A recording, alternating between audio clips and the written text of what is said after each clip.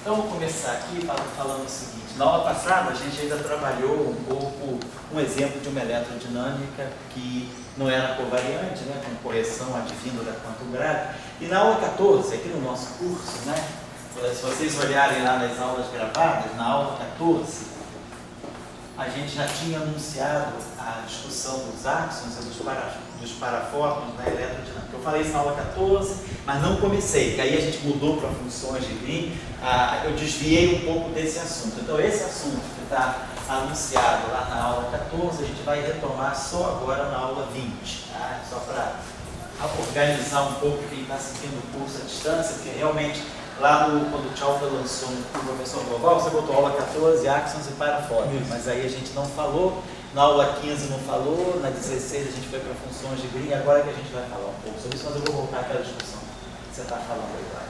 Bom, então tudo bem. O que são esses alques, né, e o que são os parafórmions, né? Só para colocar o assunto em conexão com o eletromagnetismo.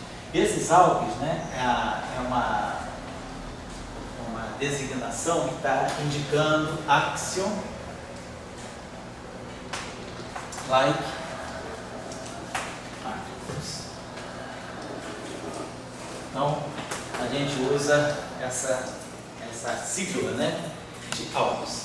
E depois vamos falar sobre os parafórmions. Esse axion-like particles, né, na verdade, a gente sabe que tem um tipo de partícula que é esperado, né, que espera-se que venha a ser detectada e que é hoje considerada que possa ser uma fração significativa da matéria escura. Essa partícula é o áxion, são os áxions, né? E esses áxions aparecem em conexão com a QCD. Então, os áxions estão ligados ao problema, né, da QCD, mais especificamente ao problema da violação de CP forte.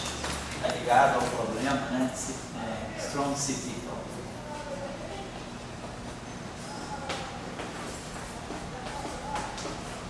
Então, quando a gente fala de áxions, em geral, a gente está se referindo a uma discussão feita no âmbito da QCD. Agora, essa discussão é trazida para a eletrodinâmica e aqui a terminologia não é exatamente a terminologia de áxions, mas axion-like particles, quer dizer, partículas tipo áxion. O que significa isso? Por que se chama, por que se categoriza essas partículas tipo áxion, né? Na QCD, só para fazer o paralelo, né? Na QCD, quando se escreve o lagrangiano da QCD, vou colocar aqui, né, que é o lagrangiano formado de três partes, né? Nós temos aqui o lagrangiano do setor de luz, temos aqui o lagrangiano do setor... Zero, né? Oi? Spin-zero. Os áxions, então vamos falar sobre isso, são partículas pseudo-escalares. Então os gluos, os quarks, e aqui o lagrangiano que a gente chama de lagrangiano θ, que é o lagrangiano axiônico. Vamos colocar aqui. Então, lá na QCD, nós temos os gluos, né, que estão representados pelo termo tradicional, menos um quarto, FMA. Não vou especificar isso aqui, mas vou deixar assim, FMA, quer dizer, que é o lagrangiano dos gluos, onde esse A aqui é o índice de SO3, o lagrangiano dos quarks aqui, que é o setor de quarks. Então, nós temos, por exemplo, aqui um quarto, vamos colocar assim, um quarto Q, um sabor I, e aí aqui I, que é uma meia derivada covariante aqui de cor que envolve o quarto. Então aqui o lagrangiano do setor de quartos e o lagrangiano axiônico. O lagrangiano axiônico, ele tem essa forma, campo θ, e vai ter uma constante aqui de acoplamento que a gente vai chamar de psi, o campo θ, e aqui F', F'. Então esse termo aqui é o chamado θ-termo da QCD, ou o termo ligado ao áxion, onde esse θ aqui é um campo pseudo-escalar.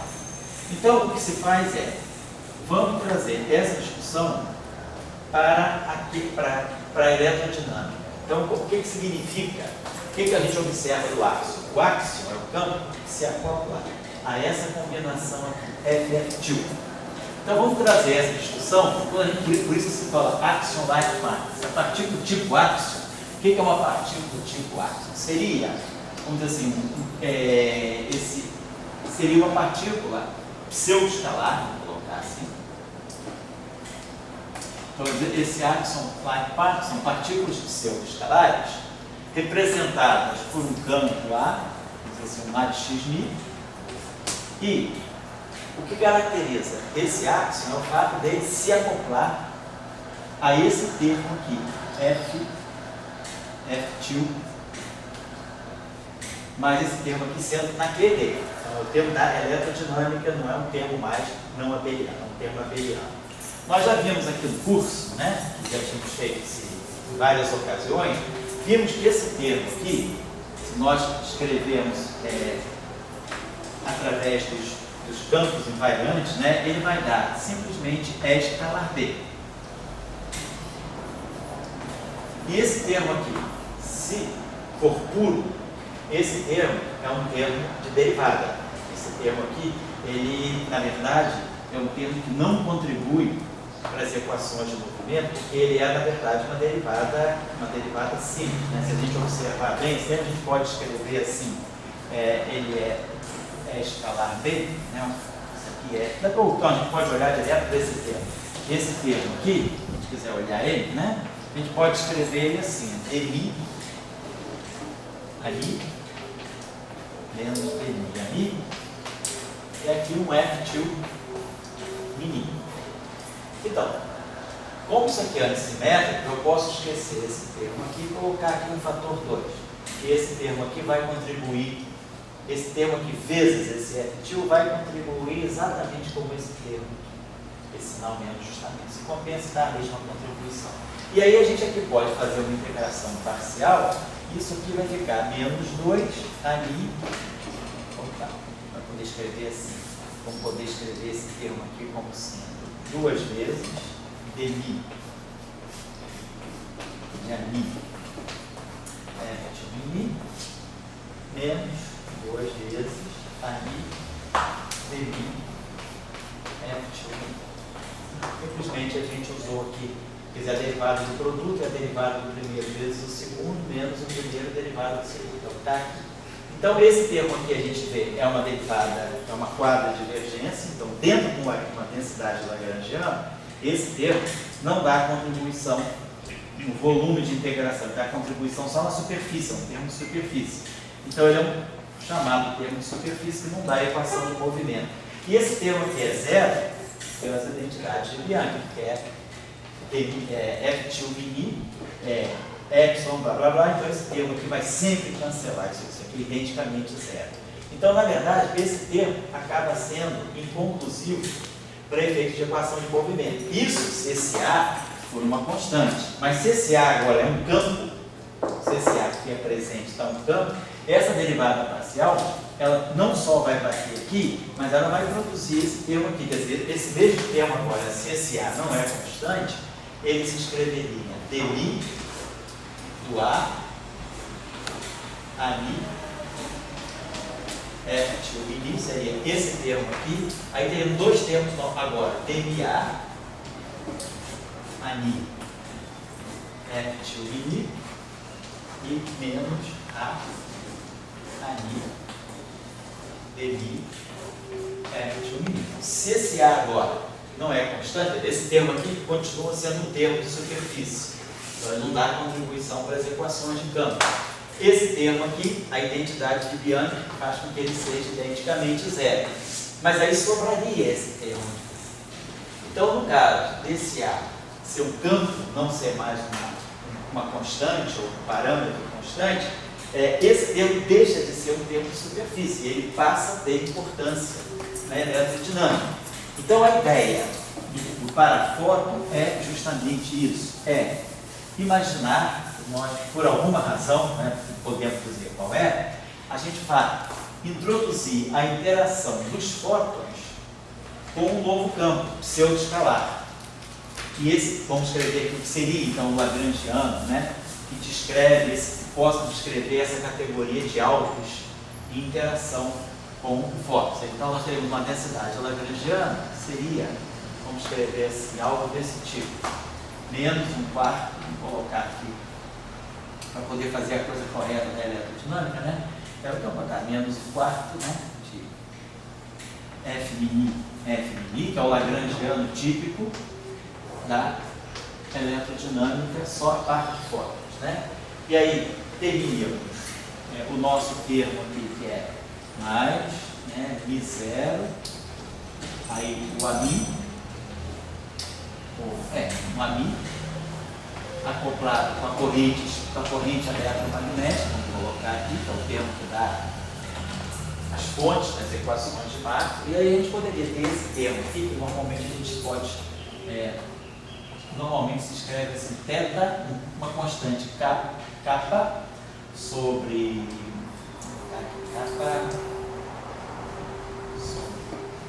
kappa, vamos lá, F mini, F tio mini, esse termo aqui então, é uma constante de acoplamento que vai acoplar o áxion com o setor de fótons, né? E aí depois, claro, o lagrangiano dos átomos, que seriam esses dois termos aqui. Esse cara aqui é um campo escalar, dA, e um possível termo tipo potencial, que depende desse campo. Então esse seria um lagrangiano que está acoplando esse campo aqui, pseudo-escalar,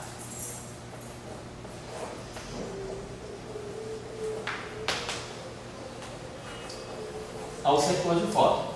E, claro, esse campo A tem a sua dinâmica, ele tem uma equação de campo para ele, é só tirar essa equação de Euler-Lagrange, vai dar um D'Alembertiano aqui, vai dar esse potencial aqui, e vamos ter esse termo, essa fonte, quer dizer, F efetivo, quer dizer, é escalar B, né? A gente vai ter D'Alembertiano, a equação de campo para A vai ser D'Alembertiano de A, vamos ter esse termo aqui, que vai ser alguma coisa do tipo mais derivada de V em relação a A, mas vamos ter esse termo aqui, quando eu fizer a variação em relação a A, vamos ter desse lado direito da equação, o termo que vai ser do tipo kappa F efetivo, que na verdade é escalar B. Então a gente vê que nós temos uma não linearidade, é claro, porque essa equação aqui é linear em A, mas esse termo aqui é não linear, e esse termo também aqui é não linear nos campos, não para o setor eletromagnético. Mas então a gente teria que o fóton estaria acoplado ao áxion através dessa equação. Então é isso que nós chamamos, né, de uma partícula tipo áxion. É alguma coisa que, alguma partícula que é pseudo-escalar, que se acopla a essa combinação aqui do campo eletromagnético. Então, oi, pai. Me parece que tinha uma coisa bem. Eu estou com vontade de ter um pseudo-escalar. Da onde pode vir isso? Eu estou pensando. Primeiro ali, quando você bota aquele A, quer dizer, eu acho que vai ter problema de resolver arbitrário, botar. Ele tem uma dimensão, né? Sim, tem dimensão. Ele tem uma dimensão diferente da feminina. Que tem esse K, vai ter uma dimensão. O teu campo aqui, certamente, você tem que pensar que isso aqui não é uma teoria fundamental, mas a ideia é isso que eu queria dizer. A ideia dos Alpes é que eles não é uma interação, vamos dizer assim, não é um campo que está ligado a uma interação fundamental. Isso seria emergente de uma descrição mais fundamental além do modelo padrão. Quer dizer, a ideia é que deve haver alguma física, que a gente ainda não sabemos exatamente qual é. Por que tanta vontade? Vamos ver, não, pois é. Alguma física além do modelo padrão. Colocar assim, essa física além do modelo padrão, ela vai gerar para nós, então, isso aí que a gente está chamando de eletrodinâmica axiônica. Então, essa eletrodinâmica axiônica estaria dentro de alguma física mais fundamental, onde eu teria, então, esse campo do áxion, tipo áxion, né, se acoplando a essa combinação. Agora, qual é a motivação para isso? Por que nós podemos imaginar que isso aí é possível?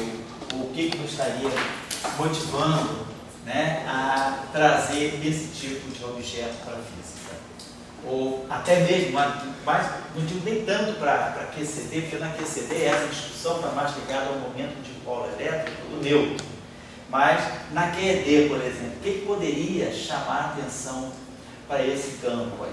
Então, para esse campo está ligado a essa combinação aqui. Então, nós temos hoje, o que trouxe essa discussão à tona na eletrodinâmica quântica, na eletrodinâmica até mesmo clássica, né, foi a discussão desses novos materiais chamados isolantes topológicos.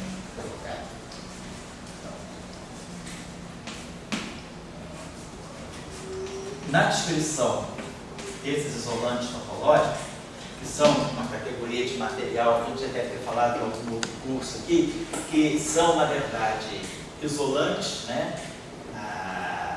Eles se tornam, são isolantes no interior, é um material, tal que no seu interior ele é um isolante, mas na superfície, como um efeito meramente de superfície, o efeito que a gente chama de efeito topológico, ele se torna um condutor, ou até mesmo pode se tornar um supercondutor. Então a questão é, que tipo de eletrodinâmica poderia descrever esse tipo de material?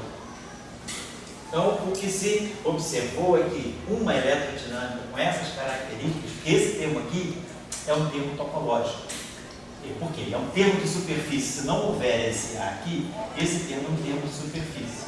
Então, o que está se imaginando é que, talvez, né, como esse fenômeno do isolante topológico é um fenômeno de superfície, talvez isso pudesse sugerir que houvesse um campo que se acopla a alguma coisa que seja superficial, que seja topológica.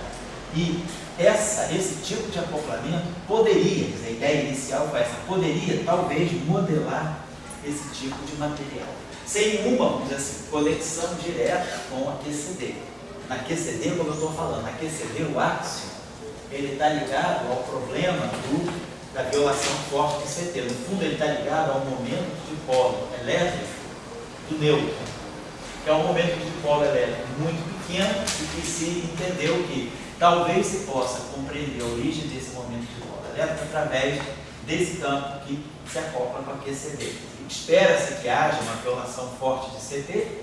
Isso aí também não é no modelo padrão, é uma física extra ao modelo padrão, e aí se introduz a ideia do áxion. Não é o caso aqui na eletrodinâmica, nós não estamos preocupados com essa questão. Na verdade, a grandeza mais interessante ligada, o objeto mais interessante ligado à eletrodinâmica axiônica, sejam os isolantes topológicos. Então, essa é a motivação. Então, para finalizar aqui, porque esse é um termo de superfície. Então, talvez possa haver um campo, esse efeito superficial, ele possa estar ligado a um campo extra que a eletrodinâmica não contempla, mas que esse material, ele vamos dizer, sugere que possa haver um campo extra que se acopla ao fóton e que possa responder por essa propriedade. Um pouco essa é a visão hoje que a gente tem, né? Agora, também, olha, por outro lado, quem fala isso? Pode falar. Com FF, eu entendo que ele seja um termo de superfície. FF sozinho.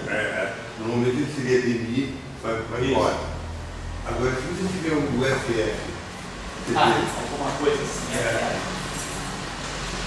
Esse mesmo, né? FF, mas com esse campo aqui. Se fosse FF2. FF2, tá. Certo? Mas sem o A. Mas ele dê, você tem uma expressão, alguma história, que ele dê interação entre campos. Isso. Estou falando isso quando a gente. Agora até antigo lá do Maurício. Sei.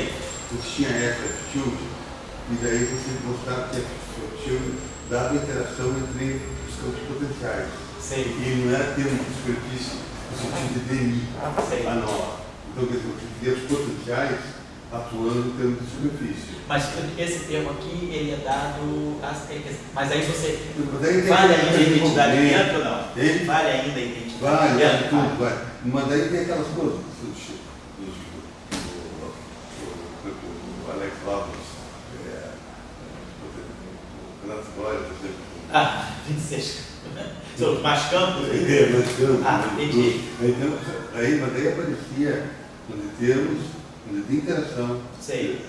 E que só desses dois, mas não estava botando um A. Não tinha um campo extra aqui, não. Um A.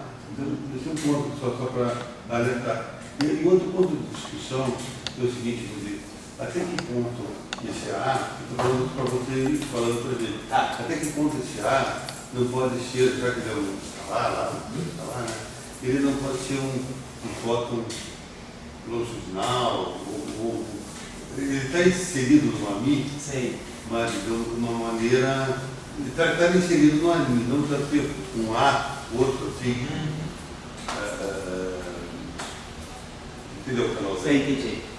Até que ponto ele é uma componente do próprio AMI? Ele teria uma própria componente, ele está com um A. Um campo extra, ele estaria na própria eletrodinâmica. Mas aí sem quebrar a invariância de Gauge? Não, sem quebrar a invariância de Gauge. É claro que uma eletrodinâmica normal, né? Só para lembrar, então, conexão que você está falando, de uma certa maneira, em aula, eu talvez tenha sido na aula 13 ou na aula 14 mesmo, nós falamos daquela densidade de Cherny-Pontryagin. Eu me localizo aqui no curso, mas teve algumas aulas, umas 2 aulas aí, que eu acho que foram aulas 13, 14 ou 14, 15, a gente falou da chamada densidade de Cherny-Pontryagin, que a gente falou, em qualquer dimensão par, nós podemos escrever um termo desse tipo, vamos dizer, Mi1, Mi2, até aqui, vamos dizer assim, Mi2, 2N, eu estou com 2N dimensões, eu tenho uma dimensão par, e aqui eu posso contrair com F, né? Por exemplo, aqui o Mi 2N menos 1, Mi 2N, ou seja, eu vou contrair epsilon de uma dimensão par, que vai ter 2N índices, e esses 2N índices vão ser contraídos com N campos F, com NF, né? A gente vai ter aqui NF, cada um carregando 2 índices. Ou seja, a gente pode em 6 dimensões, por exemplo, a gente poderia ter algo desse tipo, F mini, kappa lambda, ou sigma, contraído com F mini, F kappa lambda, F ou sigma. Tá? Isso aqui é em 6 dimensões, a gente vê que esse termo é um termo de derivada total. E aí esse termo cai para 5 dimensões naquele termo que a gente chamava termo de Chern-Simons. Ele cai. Esse termo em 6 dimensões, ele leva a esse termo aqui em 5 dimensões. Epsilon mini, kappa lambda rho, a mi, F de kappa, F lambda rho.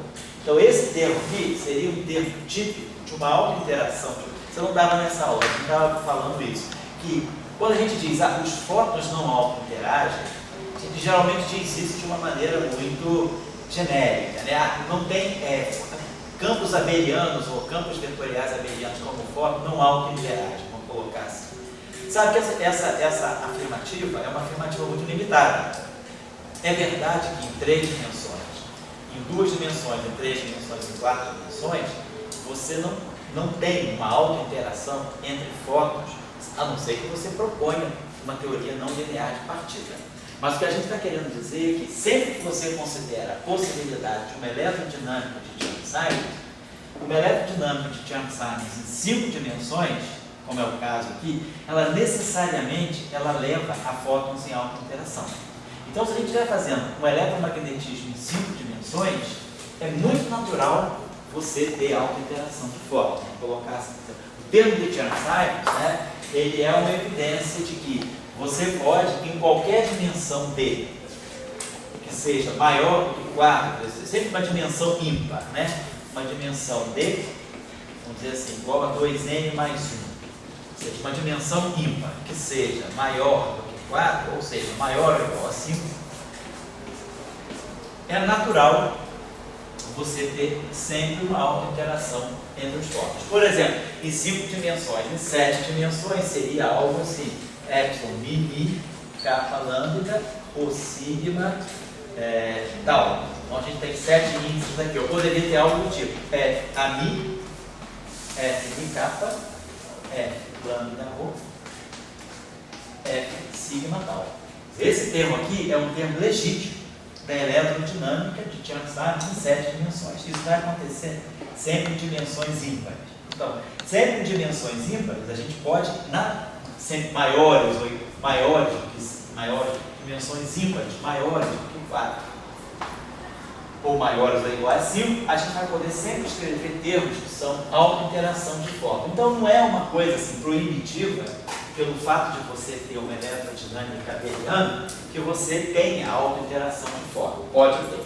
E aí, por que eu estou colocando isso? Porque se nós estamos em 5 dimensões, e nós podemos ter essa auto-interação de fora, através desse termo que já saímos em 5 dimensões, numa aula nossa aqui, uma aula anterior, talvez tenha sido a aula 3 ou 14, a gente mostrou que se eu tenho esse termo da eletrodinâmica em 5 dimensões, do ponto de vista do mundo quadridimensional, a gente pode fazer uma redução, olhar esse termo aqui e ver o seguinte, por exemplo, correndo esses índices aqui em 5 dimensões, nós vamos ter um termo desse tipo assim, ε0, ou então eu posso fazer, eu faço o contrário, pega aqui εmi, pegar epsilon, nós estamos em 5 dimensões. Então, se nós estamos em 5 dimensões, esses nossos índices mi, todos esses índices aí vão correr 0, 1, 2, 3, 4.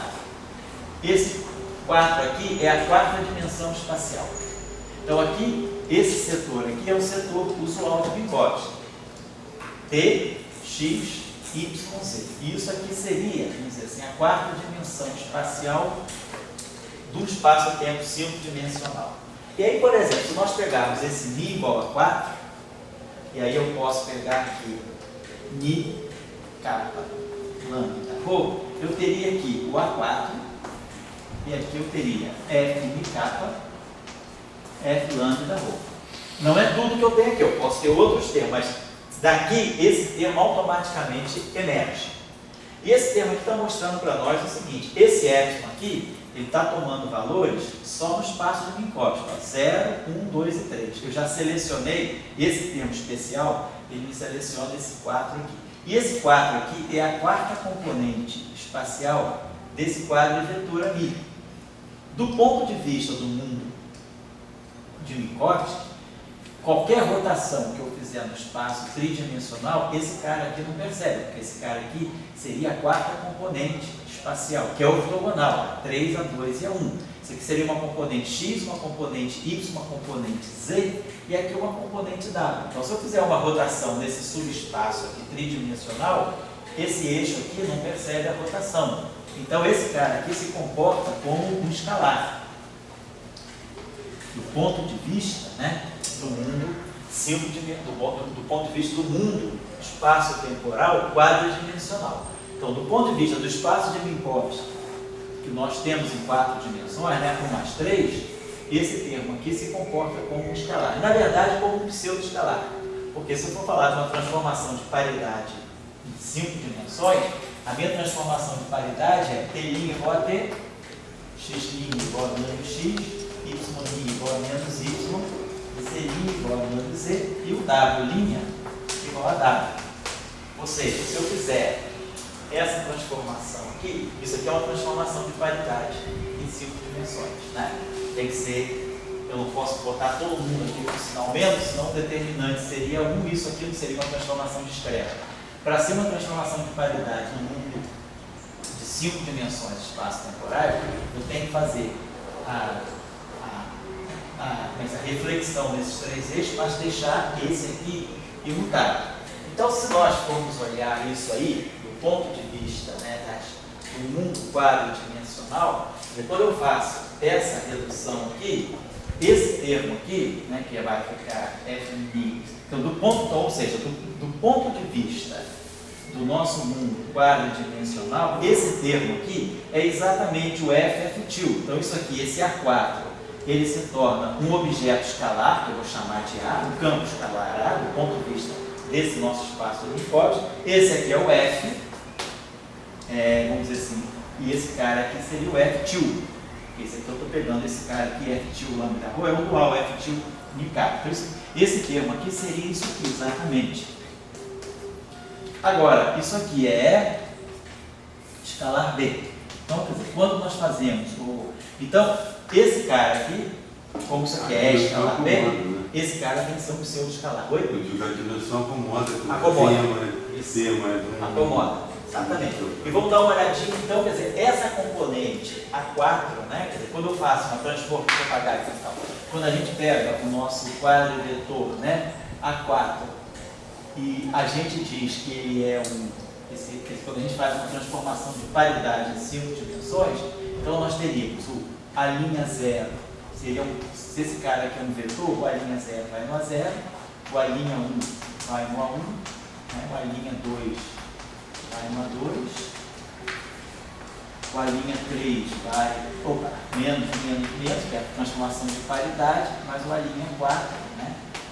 Deveria ir no A4. Né? Então, esse termo aqui, do ponto de vista do mundo agora quadridimensional, em cores com 1 mais 3, isso aqui me dá é escalar B.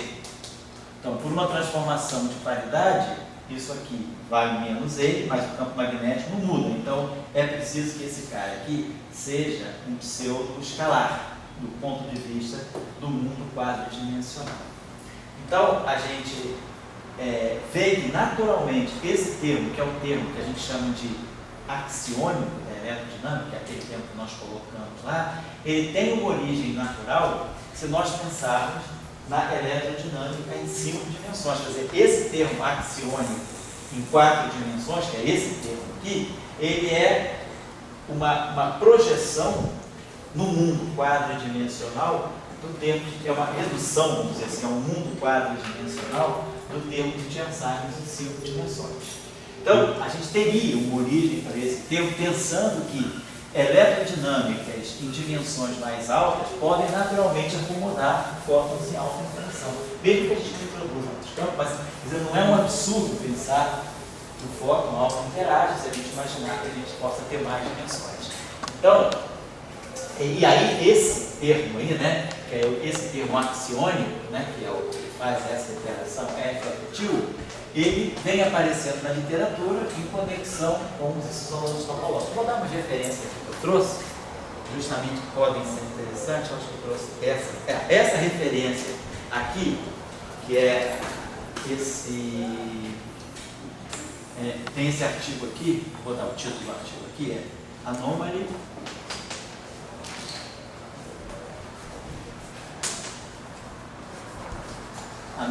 Induced Effects in a Magnetic Field.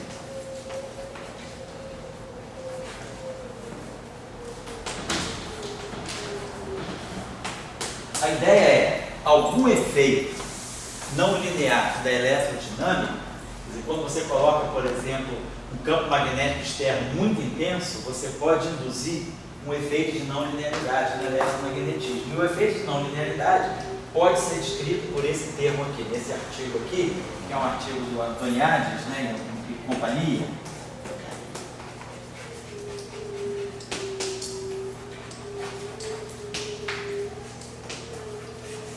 É o Nuclear Physics.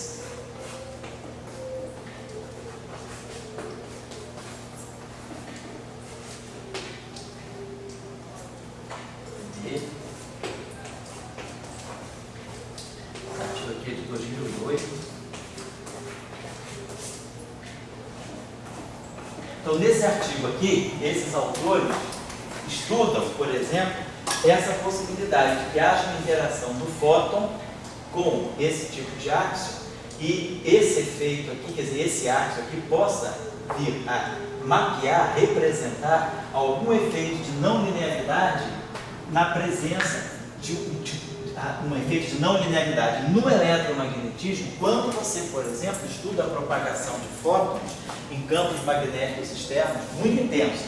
Então, o fato de você ter um campo com muita intensidade pode gerar algum efeito de não linearidade, e a gente sabe que isso é possível, né? Tem aquele limite, né, que a gente já falou aqui no curso, né, do campo magnético crítico, natural, né, quer dizer... O que eles falam desse ar?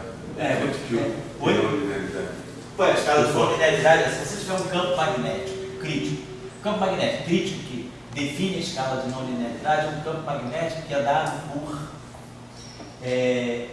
a massa do elétron ao quadrado, C2, sobre L acortado.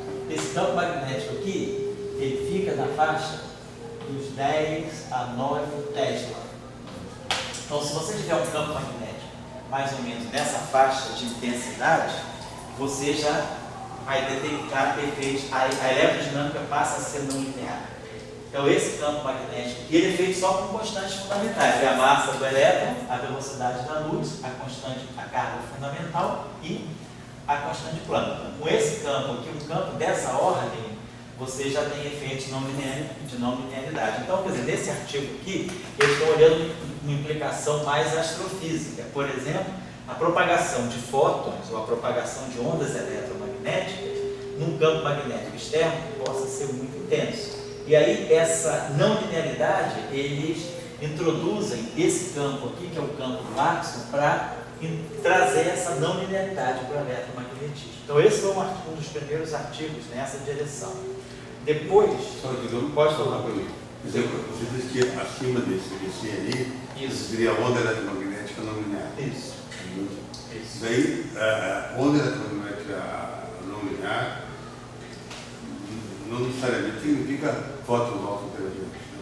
Não necessariamente. Aqui, quer dizer, você teria uma auto-interação do fóton. Esse aqui, esse EPC, isso. É para onda eletromagnética não linear ou para fóton? Vamos dizer, no sentido de onda eletromagnética. Mas com esse nível de campo tão intenso, você também, quer dizer, você pode trazer isso também para efeito de fóton.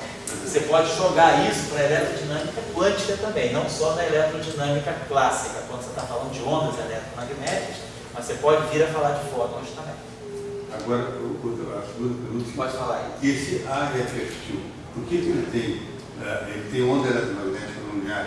Isso. Deduzir lá vai dar onda. Isso. Você vai ter, exatamente. Agora, e ele tem fóton auto-interagente? Nesse sentido aqui tem, porque aqui você tem fóton. E aqui, quer dizer, auto-interagente não fóton puro, mas a auto-interação é induzida pelo áxion. Esse vértice aqui, quer dizer, isso o áxion interagindo com fóton. Áxion, fóton. Seria um vértice assim. Não, tudo bem. A áxion, fóton. Isso. Mas assim, não um vértice puro fóton. Não é. A não linearidade no sentido, não é tipo boa nível. Aqui você tem somente fótons em auto-interação. Aqui a não linearidade é trazida por esse áxion, né? Deixa eu colocar aqui uma outra referência interessante. Esse artigo aqui é muito bom. Eu acho que é um artigo até muito pedagógico para quem estiver interessado em discutir a relação entre áxions e campos eletromagnéticos. Ele é um artigo até mais do ponto de vista clássico, né, da eletrodinâmica clássica mesmo, da propagação de ondas eletromagnéticas em interação quântica. Esse artigo aqui, eu não sei se ele está publicado ainda, mas eu tenho a versão, se já está publicado, mas eu tenho a versão do archive. É Axion Electromagnetic Waves. Axion Electromagnetic Waves.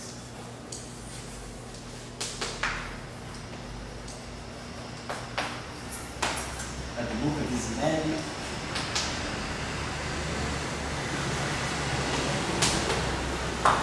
No archive, tem um paper de 2014, fazendo 2 anos agora, janeiro de 2014. Já deve estar publicado, porque eu peguei a versão do archive.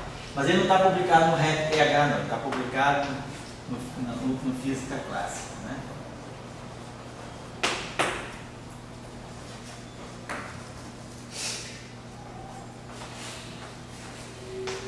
Esse artigo eu acho bastante recomendado, muito bom. Para quem está fazendo curso, assim, até para fazer um trabalho de final de curso, ele é um artigo bem interessante, porque ele coloca bem a discussão do ponto de vista assim, pedagógico. Ele trabalha também a questão da simetria de dualidade do eletromagnetismo em presença do termo axiônico também. Então é um trabalho bem interessante do ponto de vista mais geral, não tem uma aplicação assim, imediata. Agora eu vou dar um outro aqui que tem uma aplicação mais direcionada para os isolantes topológicos. Para quem está mais interessado na questão da aplicação da eletrodinâmica axiônica para isolantes topológicos, esse artigo aqui é bem interessante.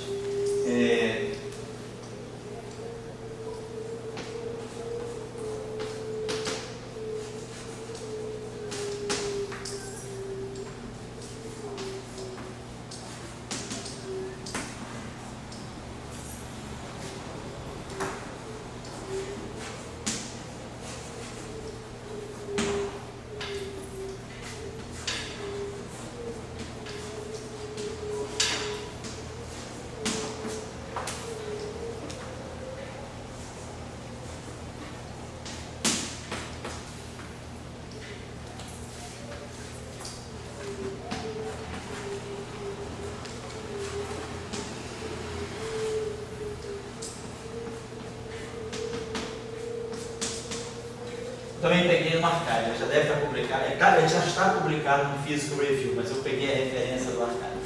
Vocês localizam lá pelo Archive a referência correta do Physical Review. Ele é de 2010, também de janeiro de 2010,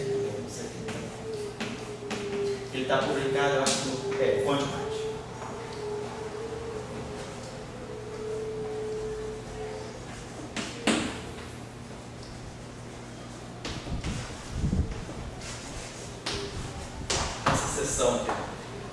Mesoscopic Hall.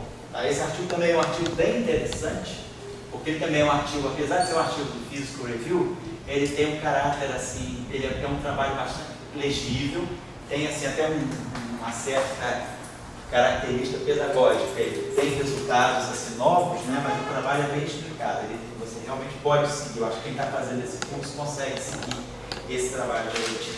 Então você tem uma outra referência aqui, então eu diria que do ponto de vista assim, da eletrodinâmica axiônica, né, quer dizer, a relação entre esses álbuns aí, tem esse artigo aqui, que é um artigo,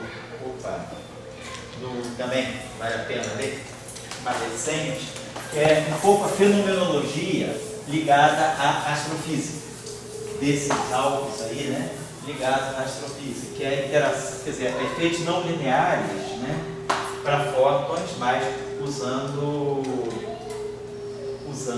medidas da astrofísica. É esse artigo aqui. Ele foi publicado nessa conferência aqui,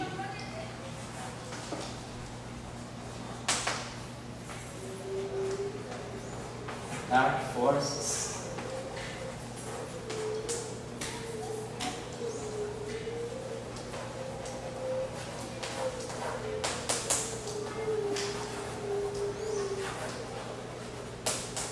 Dark forces and accelerators. Accelerators tem menos.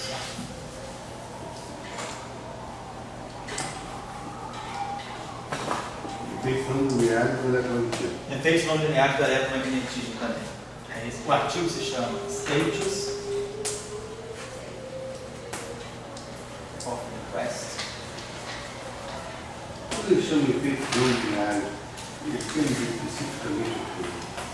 Eles querem dizer que você tem um conjunto de equações de Maxwell em que, se você perde a linearidade nas equações de Maxwell. Se você tiver duas soluções daquelas equações de Maxwell, a soma delas não é uma solução necessariamente. Ou seja, você tem termos quadráticos nas equações de Maxwell. As equações de Maxwell lineares são todas com E e B só. E, B, tudo linear.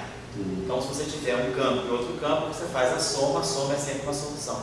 Você agora começa a ter termos não quadráticos na equação de Maxwell. Então, qualquer E2, E4... por exemplo. Então, tudo que é diferente de E... Isso. Tá? Mas não está ligado também com o potencial. Não está ligado com o E. Tudo é independente de E e B. Você pode, claro, escrever em função dos potenciais, mas as equações só são apresentadas com E e B. Quando não tem E e B. Somente, não tem a primeira potência de E e de B, você tem potências mais altas de E e B, quer dizer, aí você perde naturalmente a linearidade. States of request for hidden photons.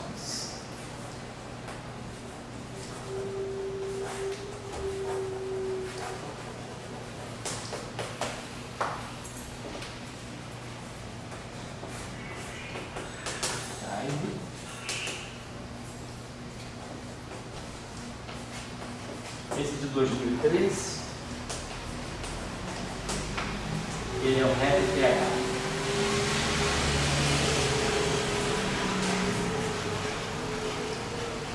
Esse artigo também é muito bom, porque ele é um proceeding de conferência. Apesar dele ser resumido, mas ele é um talk muito bem dado. Então ele apresenta assim, todos os detalhes, sem apresentar detalhes de cálculo, mas apresenta todos os detalhes das ideias para se fazer. Esse artigo aqui é do Iorri. De que ano? Ele é de 2013.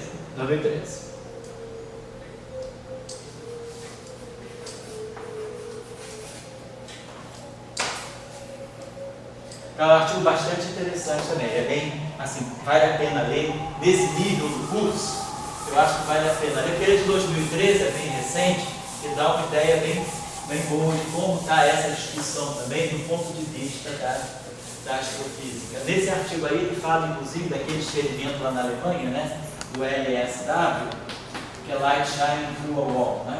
Então aquele experimento, até o Pedro, né? Pedro Malta no seminário dele falou sobre esse experimento aí, que é um experimento que tende a ver a penetração de fótons, né, através de barreiras completamente opacas e a transmissão de fótons através de barreiras opacas é feita através da não linearidade induzida pelo campo axiônico, né? Quer dizer, o fóton ele interage com o áxion e aí o fóton pode atravessar uma barreira opaca porque quem faz a travessia é o áxion e depois o áxion ele se transforma no fóton. Então, esse experimento aqui, que é um experimento também que está sendo feito na Alemanha para estudar em laboratório, né, em cavidades, ele estuda efeitos não lineares do eletromagnetismo, ele está ligado a essa discussão que o Jörg traz nesse paper dele.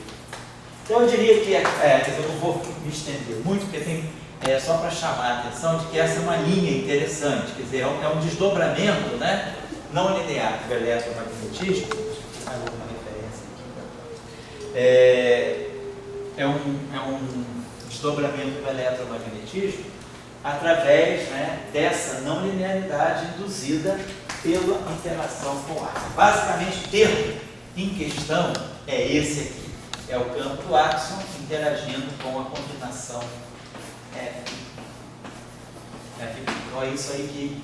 E o senhor da questão daquele rapaz que deu aqui? Pedro? Ou olha, o italiano? Luca. Luca, sei. Ele não era muito simpático assim da não linearidade. Ele foi bastante assim, linear, tudo aqui. Não linearidade seria um tipo de humanidade assim. Ele está mais aqui, porque o grupo dele lá na França eles estão interessados em extensão do eletromagnetismo, mas a extensão que eles estão mais interessados é a questão de fótons massivos. Eles estão mais interessados no aspecto de fótons massivos do que no aspecto de não linearidade por si só. Eu sei que eu conversei assim, com o orientador dele quando esteve aqui no Brasil, o Alessandro Spalletti, né? E o Luca, quando deu o seminário aqui, ele falou um pouco de Born-Infeld, para ver a discussão da carga acelerada, né? Como é que fica a radiação de uma carga acelerada na teoria de Born-Infeld. Mas eles são mais partidários de que a extensão do eletromagnetismo seja via fóton massivo. Com o fóton também ou o fóton sem fóton? Não, o fóton sendo fóton massivo. Efeito, quer dizer, mesmo que o fóton... Porque ele estava falando que ninguém sabe a massa do fóton. Isso, exatamente. Então eu diria que essa aquilo que ele falou também, o pessoal bota aí a Sofia, aqueles índices, né? De precisão, não precisão, mas eu nunca vi ninguém assim falar no seminário assim, de que o fóton, a massa, discutir a massa do fóton. Assim, porque o fóton tem a massa, e aí eu erro achar que ele não tem massa. Entendi, certo. A ideia deles um pouco é essa, trabalhar realmente com uma pequena massa. Porque a própria velocidade da luz, assim, né? Às vezes dizem que o fóton não tem a massa zero. Aí seria uma certa contradição. Mas o que você está imaginando é que, de novo, né, Dória, esse fóton massivo, você imagina que isso seja uma versão efetiva de algo mais fundamental. É como se você tivesse quebra espontânea da simetria. Na versão mais fundamental da teoria, você tem a simetria, mas essa massa foi adquirida mediante algum mecanismo. Um pouco a ideia é essa. Então, quer dizer, você não perde o fato de que... Mas ele perderia a velocidade máxima. Perderia se você fizer, se houver uma quebra espontânea de simetria, por exemplo, nessa fase em que o fóton é massivo, ele já não teria mais a velocidade da luz. Isso mesmo. Bom, então eu diria que sobre esses álbuns, né, tem bastante coisa interessante para ser vista. Essas são algumas das referências que eu dei para vocês. E quem está fazendo, quem está mais ligado a esse tipo de trabalho aqui é o Pedro.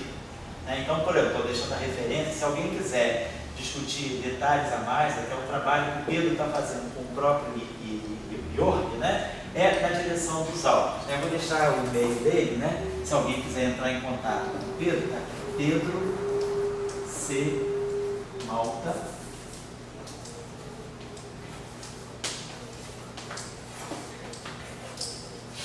O Pedro é nosso doutorando aqui, mas está num período de fazendo doutorado conjunto, né? Doutorado por tutela com a Universidade de Heidelberg, e lá ele está trabalhando com o yoga. E justamente ele está na direção do que o yoga trabalha lá, que é na direção dos altos. Então, até o seminário que ele deu aqui está no Professor Global, né, Tchau? Você já passou o seminário, Pedro, né? Isso. Sabe o que eu ia te pedir também, Tchau? Que é o seguinte, o seminário do Luca, desse italiano, ele está dentro de uma aula minha de QED além do modelo padrão.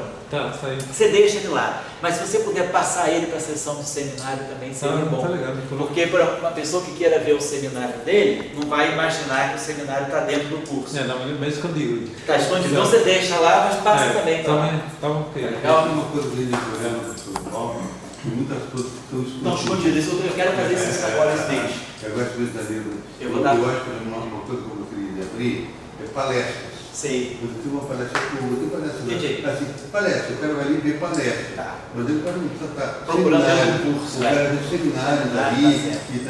A gente pode fazer essa limpeza. Não tem que ver. Aqui em Minas Gerais, para ver lá, o professor Global, se eu tivesse dinheiro, eu vou fazer uma nova agitação. Não, mas tá bom, não. Tá bom. Nova segura. O negócio é só organizar melhor, onde achar. A pessoa ir direto na. Porque tem seminário muito bom que está dentro do curso. Que alguém visitante veio e ficou como aula, não está no seminário, então o cara precisa achar lá. Então Pedro Malta deu o seminário sobre aula. Duas vezes. Eu também acho melhor, pode ficar as duas vezes, não tem problema. Então, quem quiser ter mais detalhes sobre aulas ou pegar alguma referência, quer dizer, quem está mais dentro dessa questão é o próprio Pedro, né? Então vocês podem se referir a ele por e-mail, né? E ele pode dar, inclusive o trabalho que ele está fazendo agora com o yoga, que ele deu o seminário aqui, é um trabalho sobre a medição, né, desses axons através dos corpos. Quer dizer, muitos dos experimentos que são feitos, né, sobretudo em astrofísica, para verificar se se axons são realmente parte da matéria escura, são experimentos feitos no sentido de buscar os próprios axons. A ideia que o York está trabalhando com o Pedro é de chegar aos axons indiretamente, pelas manifestações que eles trazem na propagação da luz. Então é usar realmente fótons para detectar indiretamente axons. É essa que está sendo a ideia. E aí esse tipo de formulação aí de acoplamento com o F efetivo é fundamental. Na minha interpretação, mais marxista, né? Eu acho assim, é interessante você ver os pensamentos, as coisas. Eu acho que essa coisa de axon, assim, para mim é uma loucura, assim, não digo uma loucura, assim, é um brinquedo, eu acho. Mas o que eu acho gozado é o seguinte, como a física se olvida de certas coisas. Porque o fóton escalar, os escalares, eles estão impregnados na invariância da luz. A invariância da luz dá fóton longitudinal, e fóton longitudinal. Por motivos alguns que a gente sabe, foi cortado o longitudinal, então tem que não é. Isso aí foi motivos alguns. Assim. Mas eu acho que sempre não houve a tendência de admitir o spin zero junto com o spin 1. O pessoal foi buscar lá na supersimetria união de spin diferentes. Ali tem invariância da luz, já estava dando, o pessoal descartou. Eu, por exemplo, acho que essa coisa do Pauli, de doutrina, o que ele diz? Tem conservação de energia. Então tem uma partícula por aí. Eu acho que se tem invariância da luz, você tem que ter spin 1 e spin 0. Você pode, por certas condições, dizer isso aqui. Mas você, categoricamente, anular o spin 0 e depois chamar ele através de áxios, seja lá o que for, eu acho estranho. A física real está na invariância da luz. Entendeu? E daí você tinha que ter fótons escalares. Dá legal. Bom, vamos passar agora para um outro setor aí também que é interessante. Tem um trabalho aqui que eu queria até que trouxe essa referência, né, que saiu agora dia 19 de dezembro de 2015 no Physical Review, que que é um trabalho ligado também a esse termo axiônico, também que está ligado aos isolantes topológicos. Eu vou dar o título do trabalho aqui e vou dar o que o trabalho está fazendo. E ele está bem dentro do nosso curso, porque o que ele faz é estudar funções de Green, quer dizer, ele é Green Functions,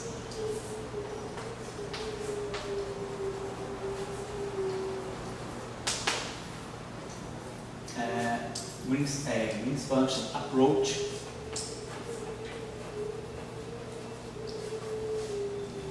to Chern-Simons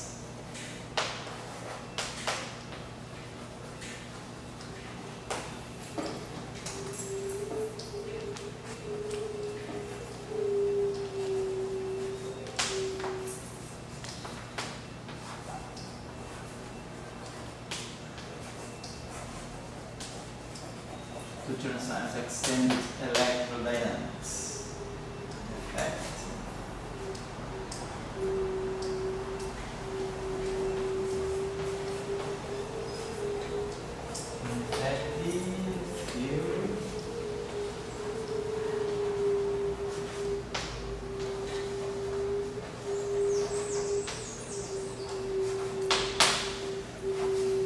Também fala de isolantes topológicos.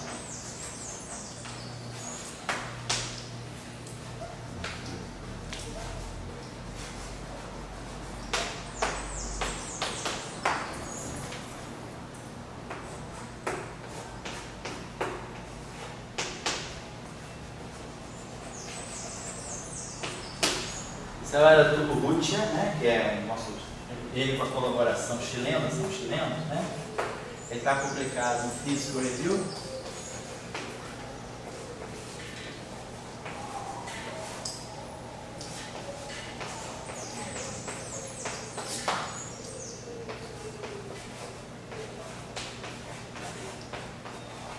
Foi publicado agora, faz dia 19 de dezembro que ele apareceu. E ele é interessante pelo seguinte, ele pega exatamente esse termo, né? Tipo Chern-Simons, ele pega o termo θ efetivo. A ideia dele é a seguinte, esse θ não é um campo, é um parâmetro. Só que ele faz o seguinte, eles discutem o seguinte cenário. Esse θ, numa certa região do espaço, esse θ tem um valor, vamos dizer assim, θ1. Numa outra região do espaço-tempo, esse θ tem outro valor, θ2, mas são constantes. θ1 é constante, θ2 é constante.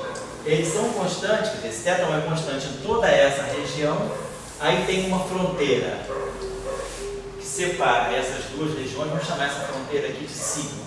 Tem uma fronteira sigma que separa duas regiões do espaço. Então, claro, esse termo aqui é constante. Se nós formos fazer aquele cálculo nosso, né, de olhar se esse termo aí qual é a característica desse termo frente às equações do movimento, nós vemos que esse termo, então, como nós tínhamos visto, ele pode ser escrito assim: derivada de θ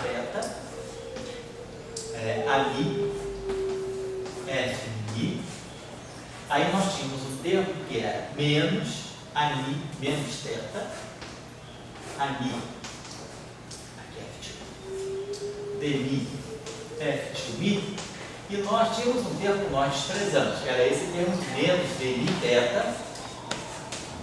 ali f2i. Quer dizer, isso tudo aqui é isso aqui, é θ f2. Então, abrindo esse termo como a gente fez, ele dá essas três contribuições aqui. Aí a gente falou, esse termo aqui é uma derivada total, então não dá contribuição para a equação de movimento. Esse termo aqui é identidade de Young. Esse termo aqui, o θ é constante. Só que o θ agora é diferente, não é constante no espaço todo. O θ, aqui tem um valor, passando essa superfície, ele tem outro valor. Então o θ aqui, ele sofre uma descontinuidade.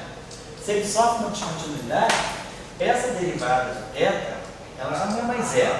Quer dizer, a derivada de θ é zero aqui, a derivada de θ é zero aqui. Mas o θ não é constante. O θ daqui para cá, ele sofre um salto. Quer dizer, é como se eu tivesse uma função integral. É como se o meu θ tivesse um valor né? A gente deve dizer assim, para x menor do que 0, meu θ tem um valor θ1, e para x maior do que 0, meu θ tem um valor θ2. É como se fosse algo assim, vamos dizer, ele tivesse um valor aqui, aí aqui ele tem um salto, e para x maior do que 0 ele tem outro valor. Então, eu poderia escrever esse termo aqui, para mim esse termo aqui, eu poderia escrever θ1 vezes a função degrau, θ menos x, quer dizer, significa que para x menor do que 0, o valor dessa função é θ1, mais θ2, que é esse valor aqui, vezes a função degrau θ de x. Esse θ aqui não tem nada a ver com esse θ aqui só foi simplesmente vou chamar isso aqui de campo A, vou chamar isso aqui de A. Eu estou usando a mesmo símbolo que a gente usa para a função degrau, para a função de Heaviside. Então, se esse A fosse completamente constante no espaço-tempo todo, é claro que essa derivada seria zero. Só que o meu A ele é dividido em região. Para uma certa região, ele tem um valor. Em outra região, ele tem um outro valor. Então, para x igual a zero, quando eu derivo θ de x, eu ganho uma função delta. Se eu derivar θ de x em relação, θ de menos x em relação a x, eu vou ganhar menos θ1 delta de menos x, que é o delta de x. E quando eu derivar θ de x em relação a x, eu vou ter θ2 delta de x. Então, a derivada desse objeto não é mais zero, porque ele sofreu uma descontinuidade. Quer dizer, ele não é constante no espaço-tempo todo. Como a gente já pensava, se esse A for uma constante em todo o espaço-tempo, claro que essa derivada é zero. Mas agora, o A ele é constante com um certo valor numa região, e na outra região ele é constante também, mas passa para outro valor. Então, o fato de passar de um valor para outro, diz que ele não é mais constante. Ele sofre uma descontinuidade nessa superfície que separa essas duas regiões.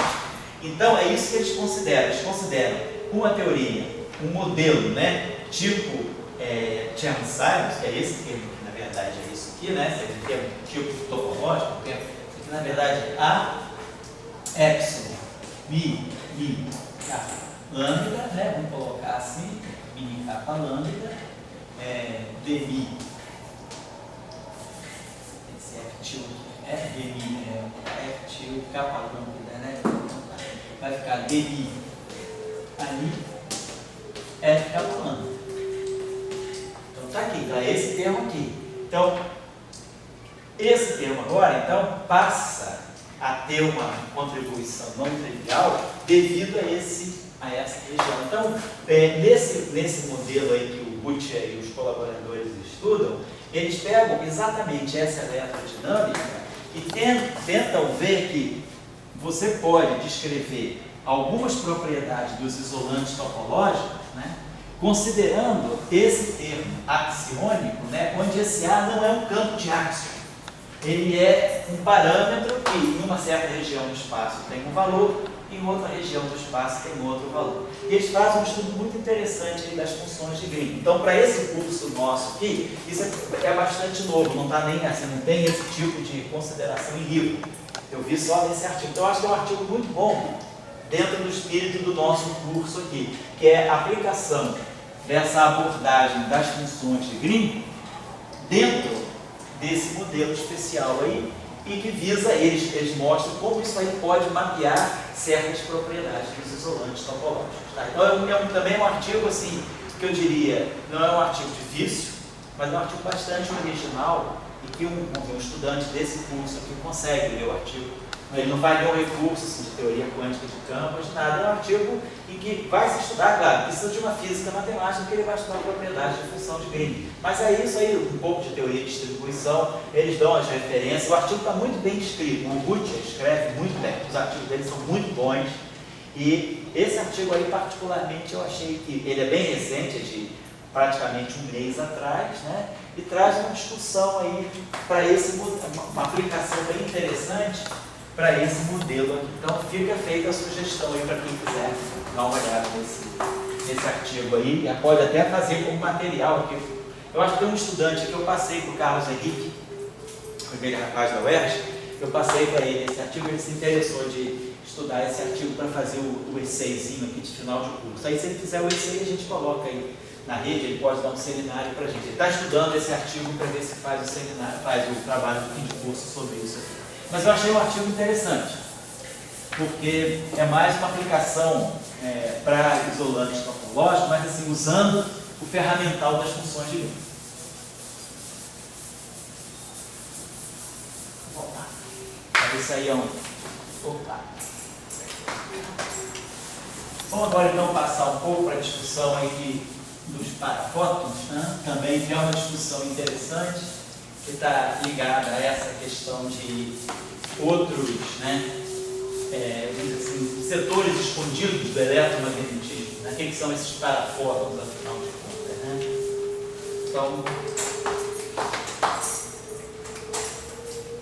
Então vamos trabalhar um pouco essa discussão aqui.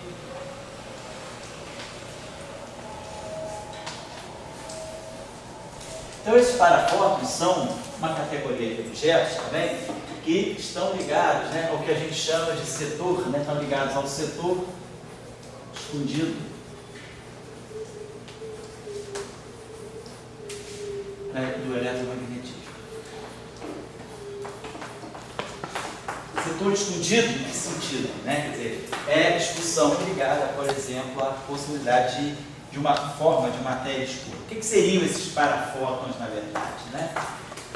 Vamos ver como é que eles podem... Bom, também, de novo, eles aparecem, né, como o resultado de alguma física além do modelo padrão. Então, tem algum tipo de física além do modelo padrão que nos dá, no limite de mais baixas energias, uma descrição de uma mistura, né, vamos colocar assim, uma mistura entre os fótons, né, os fótons do fundo de Maxwell, né, os fótons, vamos dizer assim, convencionais,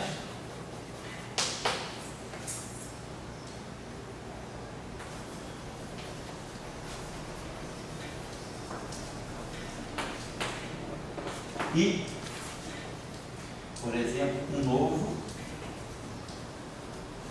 bóson vetorial neutro e massivo.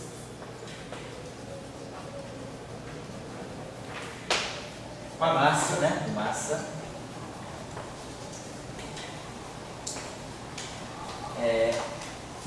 muito abaixo do elétron-volt.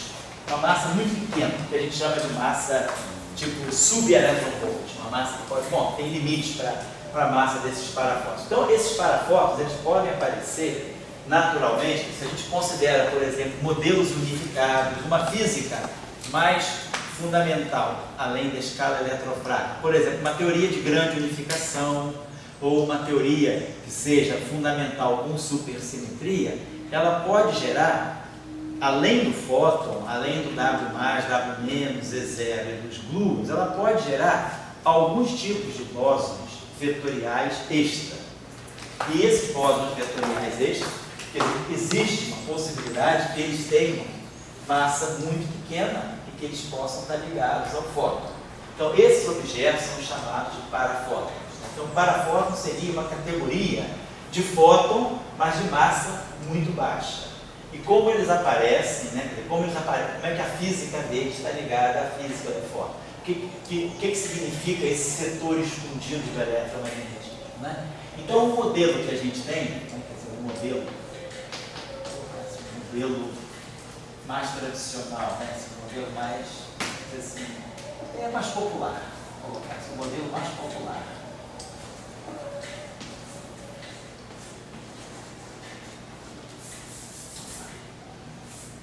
O modelo mais popular, para descrever, vou colocar assim, vamos colocar para descrever.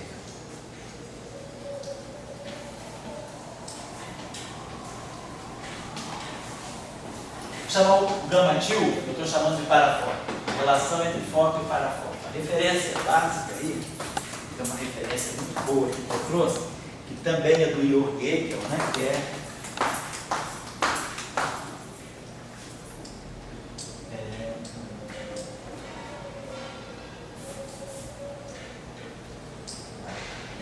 tem uma conferência, esse artigo também foi publicado numa conferência,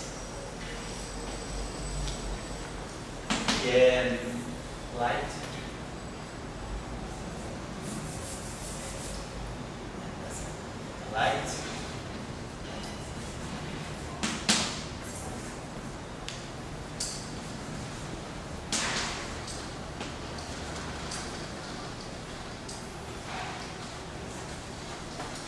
A luz a partir dos setores fundidos. O artigo é esse aqui, Experimental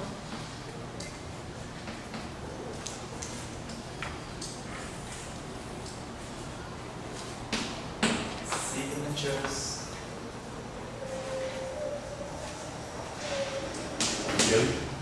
Isso é de 2007.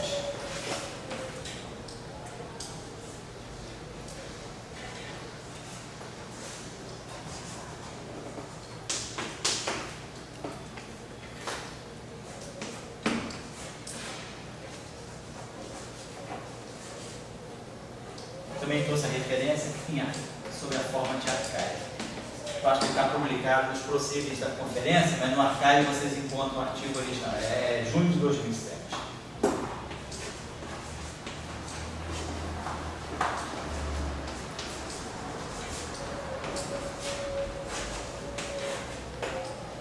Então, um trabalho interessante que fala desses parafotos. E o modelo que eles estudam é constituído do seguinte modo.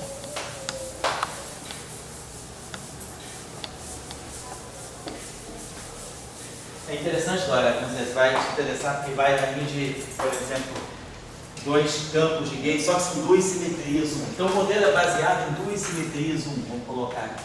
Tem uma simetria 1 associada a um bóson de gate A e uma simetria 1 associada a um bóson de gate B. E já do início, esse 1 aqui é o 1 eletromagnético. Então esse, vamos chamar esse 1A aqui, é o próprio 1 eletromagnético. Então já está partindo do pressuposto que tem um fóton e tem um campo vetorial extra associado a essa simetria 1.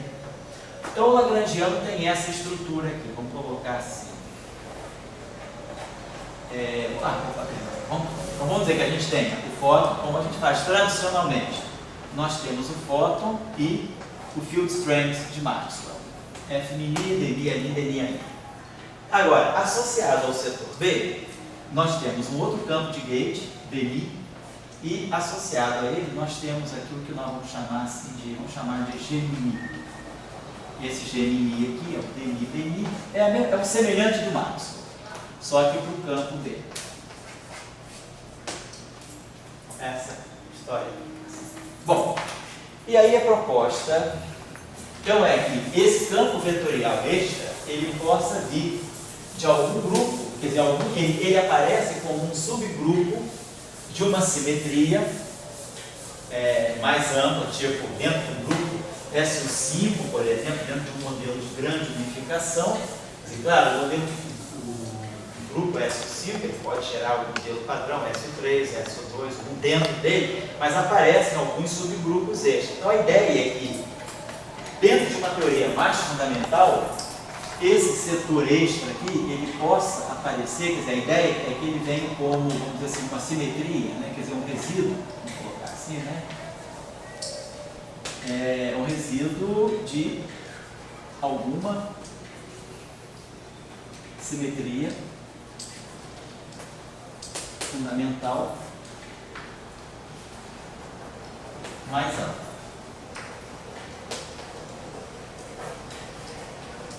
E a proposta é que nós tenhamos algo desse tipo assim. O termo tipo de Maxwell menos um quarto de F μ ao quadrado. O termo tipo para o B menos um quarto de G μ ao quadrado. Agora, propõe-se aqui o aparecimento de um mix no termo cinético. Nós temos aqui um parâmetro aqui de mix, Q sobre 2, que é um parâmetro de mix. Então, esse sobre 2 aqui é uma mera forma de normalização, uma convenção. Eu posso esquecer esses dois e chamar isso aqui de um Q, tanto faz, mas o que é importante é que esse parâmetro aqui, ele está fazendo um mixing do fóton com aquilo que vai ser o parafóton, com o campo extra, no termo cinético. Então aparece um termo cinético e aqui se coloca, por exemplo, um termo que seria o meio, vamos dizer assim, da massa do campo B ao quadrado, B'I ao quadrado, B'I, um termo tipo próprio. Quer dizer, o que nós temos aqui é um termo de tipo próprio. Então, esse campo, ele aparece com uma pequena massa. Essa massa aí pode, não sei se é quilograma, aparece uma massa. Essa massa pode vir de algum mecanismo de quebra de simetria, né? Quando o grupo de simetria mais amplo é quebrado, então nós olhamos para essa simetria efetiva, quer dizer, o fóton, ele pode aparecer envolvido com um outro bóson vetorial, que é esse aqui. E esse bóson vetorial é uma massa. A fenomenologia depois vai fixar essa massa. Mas o que a gente está chamando a atenção aqui, já aparece esse mix aqui do fóton com esse campo. Aqui teria dois pontos de vista para a gente colocar. Se nós não soubéssemos, quer dizer, nós já estamos adotando o ponto de vista de que esse campo aqui representa realmente o setor de Maxwell. Porque com um termo misto desse tipo aqui, eu poderia diagonalizar esse setor e misturar o campo A com o campo B, mas nós não queremos fazer isso. A ideia aqui é que aqui realmente eu tenho Maxwell, então não vou querer mexer nesse campo aqui. Esse campo para mim é o fóton, é o campo de Maxwell, eu quero deixar ele limpo. Agora eu tenho esse termo aqui ele está ligado, né, a esse mixing aqui. E aqui, claro, eu tenho só a massa do meio. Então a ideia aqui é a seguinte. Mas o G é troca mesmo. É troca mesmo. Troca com isso, é o próprio. A única diferença é que tem esse mixing aqui. Então a pergunta é... Você fez o grupo com 1 segundo, mas sem a simetria 1, essa simetria que está quebrada. Vamos colocar o seguinte, suponho que a gente não tem esse termo de massa, por enquanto. Então eu tenho realmente duas simetrias, então tem simetria 1 exata no setor A, simetria 1 exata no setor B. Vamos deixar assim por enquanto, talvez seja mais didático apresentar. Depois a gente fala na questão da massa. Então, o que a gente pode fazer? A gente sabe que a ideia é, esse cara aqui, esse campo A, representa realmente o fóton de Maxwell. Esse campo B aqui, ele apresenta essa mistura com o campo de Maxwell, mas a gente quer dar um sentido para esse campo. Como é que significa dar um sentido para ele? Por exemplo, ver como ele pode se acoplar com a matéria carregada, por exemplo. Então vamos por enquanto só mexer nesse termo aqui. Se isso aqui é Maxwell, eu não quero mexer nisso, vamos ver o que eu posso fazer com esse termo aqui. Por exemplo, vou pegar esse termo seguinte aqui, vamos fazer a seguinte brincadeira com ele. Vamos dizer que a gente pegasse esse termo, escrevesse isso aqui, como sendo menos 1/4 de Gemini. Vou até esquecer o índice, depois a gente coloca isso, só para encurtar a anotação. Menos 1/4 de G ao quadrado, que é Gemini. E eu vou escrever esse termo aqui como sendo menos Q sobre 4, FG, menos Q sobre 4, FG. Estou só quebrando esse termo em 2, não nada demais. Para a gente fazer o shift aí. Então a gente pode pensar, ou então a gente poderia, na verdade a gente poderia até pensar em fazer uma forma mais simples aqui até. Vamos fazer o seguinte, podemos escrever esse termo aqui como sendo menos 1/4, vamos colocar assim, de G, que vai ser Gemini de G, menos Q